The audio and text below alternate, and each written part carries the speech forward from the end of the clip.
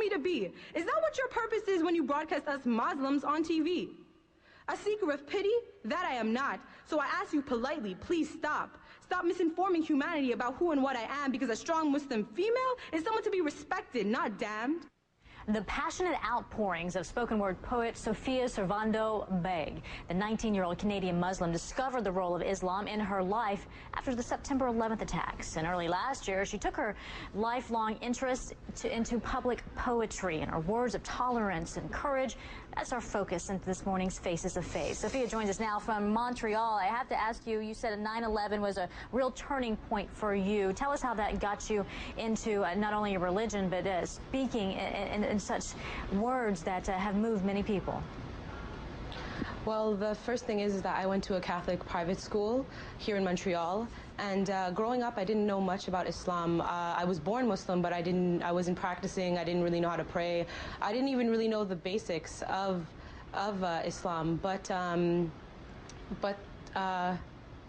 so I didn't know the basis of Islam. But then later on, when September 11th happened, it was a big turning point in my life, because throughout my whole life, I've been trying to search for something, and that was myself. I didn't really have a personality. I didn't really know who I was as an individual, and that had a factor because my father is Pakistani and my mother is Chinese and Spanish. So growing up, that was very hard for me. And the moment September 11th happened, it was as if the world already had labeled me as something, and something that I didn't even know that I was, and I didn't understand that.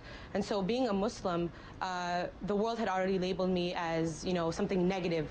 So I started to question myself and question my faith, to think, what is so wrong about my religion and what is so wrong about myself?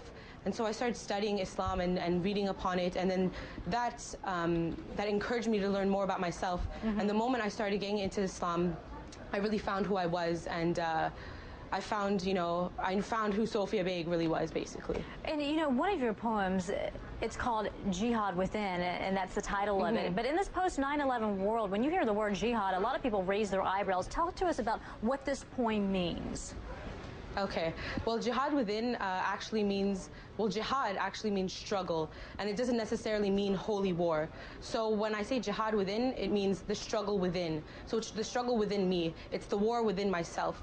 And when I had written that poem, I was going through a very hard time in my life, and so so my poetry is very cathartic. So I just wrote down whatever was coming to my mind and in my heart. And so that poem is basically an outcry of desperation, and it's an outcry to God, trying to tell him, please guide me, because right now I don't know where I am and I don't know where I stand, And so and I understand that word jihad is very stands out a lot, especially in these times, and that's the reason why I use that title, because at the same time I'm educating people to understand what jihad means. It's not something it doesn't necessarily mean holy war. Well, for a lot of Muslims, you, an education factor. And your words have become such an inspiration. I want to know, though, just very quickly, within the community, those both inside and outside the Muslim community, what kind of feedback have you gotten? Honestly, I could say it's very positive. Within the Muslim community, I've been getting a lot of encouragement. There hasn't been anything really negative towards me. And I understand that I'm a woman, and sometimes people, will think, will she be told to be quiet or, be pushed aside? But really, I've been encouraged from all age groups and on all types of people. And within the non-Muslim community, within the North American society, I've been encouraged as well. And I've done some poetry shows where it hasn't been Muslim oriented. The crowd hasn't been Muslim oriented, and I've been getting very positive feedback from them. That is terrific. Well, it's very passionate, your words here, and you're a very strong woman, and we appreciate you coming on today to talk about not only your passion for poetry, but your religion as well. Thank you. Thank you very much.